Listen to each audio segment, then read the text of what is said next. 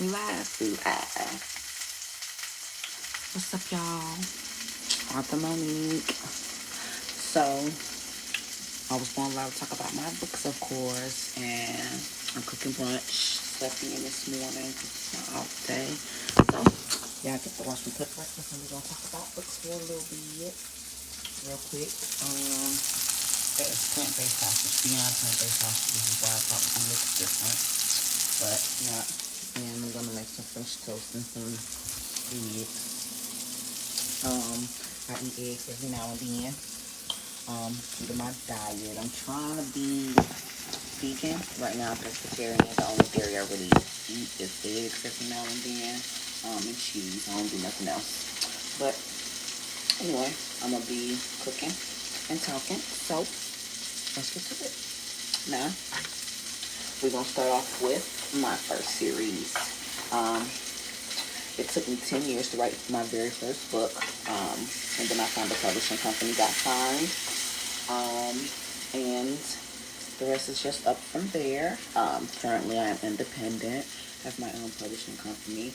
I'm getting back into the groove of things. I was one of the authors who was involved with LSP, Leo Sullivan Presents and Royalty, and that whole little fiasco on Amazon. So a lot of my books were taken down off of, well, all of my books were taken down off of Amazon. So I got new titles, new covers, and everything, and in the process of formatting and getting them all up. Everything is up with the exception of 3. I have 11 total. So 8 is on Amazon.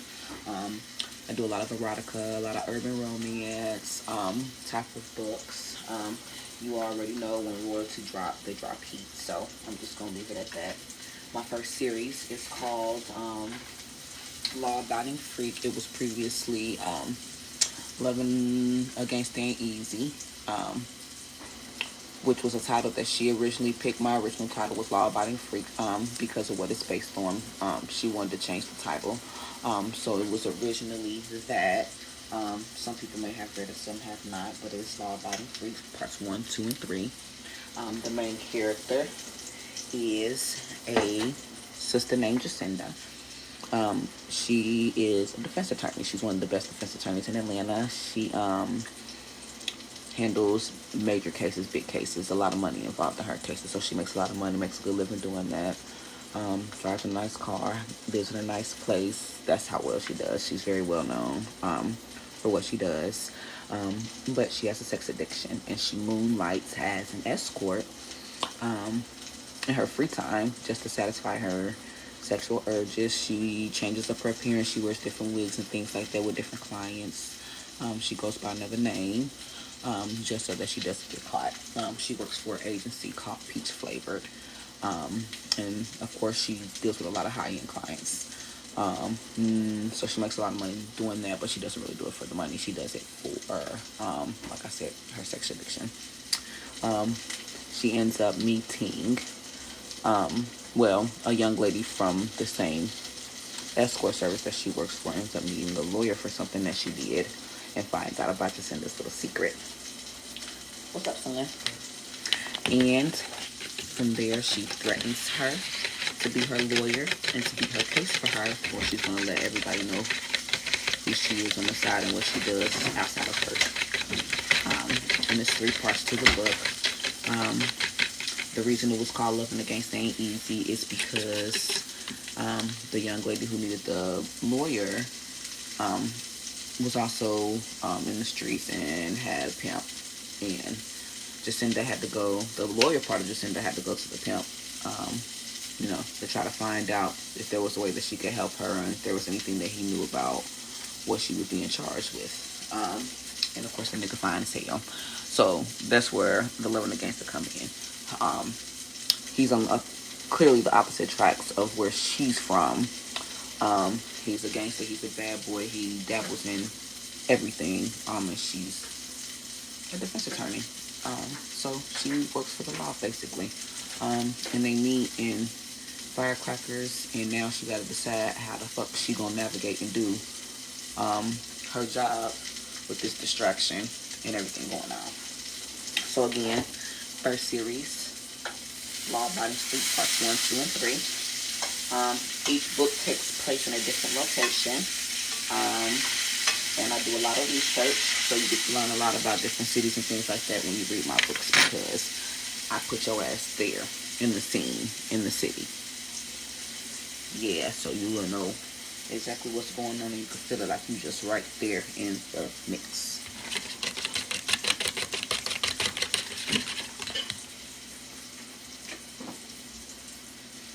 Alright, I got another series. This is the series that isn't up yet. This is the one I'm working on formatting. That's not up, so we're just gonna bypass that one because it really wouldn't make no sense for me to tell y'all about it, or maybe it would in case you haven't read it, and then you can read it. Okay, so it was originally called, before it was taken down by Amazon, Bad Boys Need Love 2, a Cincinnati Street Kings love story. It probably was my most popular series of books, and one of my most popular books, period, especially when the first book came out. It did crazy good. A lot of people loved the story. Main character is Carleone. He had a crew, Breeze and Sadiq. A lot of people hear the name Carleone and Breeze, and I already know what the hell's going on. But now I changed it to just a Cincinnati Street Kings love story.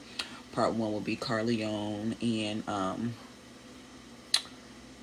goodness gracious, I just had a blackout. Shireen. The second one is Carleone and Xavier. And the third one is Carleone and Danya. These are all the women that he's involved with over the span of his, I guess you can say, career in the streets. But basically, him and his boys all got different backgrounds, how they were raised and how they came up, whether they was dealing with abuse, drug addicted and alcohol addicted parents, or whatever was going on, but they all pretty much came from the same hood, the same projects, grew up together, seen a lot of shit at a young age that they shouldn't have seen, and basically getting out the mud together. And this is the story of their come up. And of course, it's always a woman that's gonna come in the mix, and either she gonna make shit better or she gonna make shit worse. So you gotta kind of read to find out what's going on. But Shireen got a lot of enemies in the readers because of her loyalty to Carleone. She was very, very loyal, to the point where she would go against her own family, just to get him to love her like she loves him. I'm pretty sure some of us have been there before, so we know what that's all about. So, yep. Again, 3-book series. Cincinnati. Sorry, y'all. I've been smoking and everything this morning, and I'm cooking, multitasking, trying to make sure my food don't mess up. But the Cincinnati Street Kings love story. Carleone and Shireen, Carleone and Xavier, Carleone and Danye. Not up on Amazon yet. They're getting formatted and will be put up there, but it takes place in Cincinnati, Ohio. And some of the most dangerous projects in Cincinnati. A lot of people don't even know how it goes down in Cincinnati. It's literally like they talk about Chicago all the time. Cincinnati is literally no better. Literally, I moved there because it's not really a place where you want to go and raise your kids, and I lived there for 8 years, and I seen everything was going on. I was like, nah, I cannot. I'm trying to raise scholars, not statistics. But yeah, got a couple other books if you're into erotica. I got Peepin' Tammy. It is an erotic poly love story. Erotic's in the title, so that lets you know what it's about. It's a poly love story, so if anybody's interested in the poly lifestyle, how that happens, how that works, the different dynamics, what's going on, perfect story for you. Erotic, again, is in the title, so it is a lot of sex, pretty much every chapter in the book, if that's your thing. Very detailed. Several eroticas. Of course, you can find me on Amazon, MO'_NIK. That apostrophe is very important, because then you won't find my books. Monique After Dark Presents is the publishing company, so when you see that, you know that you found the right person and the right books. Again, I got several eroticas. Those are 2 of my series. I got books that aren't series. I got a book about a crazy ass side chick from the side chick's point of view. We always get the story from the man's point of view, the wife's point of view, but this is side chick's point of view. Her night, she crying at night, missing him and wanting him to be with her, knowing that he with his wife, and things of course take a turn for the worse when she finally gets fed up with being the side chick and wants to be the main chick. So I got a couple different things for you. It's not always a happy ending. It's not always a great love story. So if you're looking for something different, definitely me, the person that you go to and read. Um, for the most part, I'm not gonna sit up here and talk about every book. That's the gist of all the books. Like I said, something different. Now, all of none of my love stories are a typical love story. Um, a lot of times with my publisher, before I was ending, I had to kind of switch up some things a little bit because she had this one little romance story that we had to stick to, in the storyline we had to stick to, and mine was just not like that. Like, mine's is on some other shit, but it's on some other shit that you will enjoy. So yeah, again, you can find me on Amazon. Monique After Dark Presents is the publishing company. Monique, and I think that's pretty much it. I'm gonna get back to cooking my brunch, enjoying my day off. Hopefully, I get some new friends, not just followers or readers, because we love talking about books and food and stuff all the time anyway, right? So yeah, what's up, y'all?